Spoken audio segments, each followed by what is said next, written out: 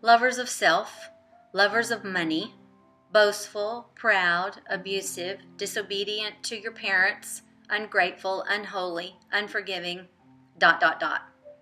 Sound like anybody you might know in your world. Today I'd like for us to join together in God's Word in the book of 2 Timothy. We're going to be in chapter 3. We're going to look at verses 1 through 5. And it's there that God says, "But mark this. There will be terrible times in the last days. People will be lovers of themselves, lovers of money, boastful, proud, abusive, disobedient to their parents, ungrateful, unholy, without love, unforgiving, slanderous, without self-control, brutal, not lovers of the good, treacherous, rash, conceited, lovers of pleasure rather than lovers of God, having a form of godliness but denying its power." And at the end of verse 5, God's Word says, "Have nothing to do with these kind of people." Well, I'm sure there's been these kind of people around forever. But to me, at times, it seems like it's escalating, that we're having more of this in our world.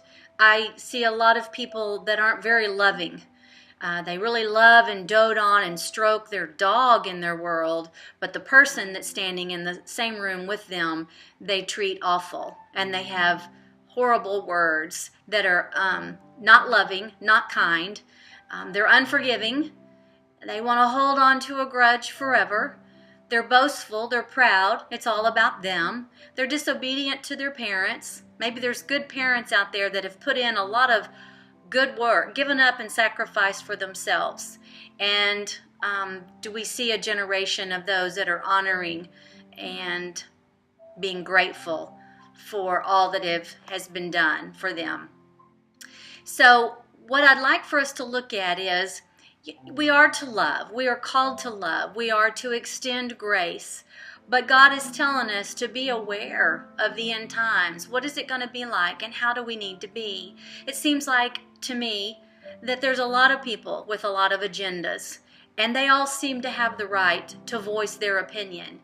Yet a Christian, their voice is quiet, and they feel like they can't say anything because then they're not going to be loving or compassionate. I'd like to look over in chapter 4 at just a couple of verses. Let's start in verse 2 of 2 Timothy 4 and see what God has to say about that. He says, "Preach the word. Be prepared in season and out of season." We are to correct, rebuke, and encourage with great patience and careful instruction.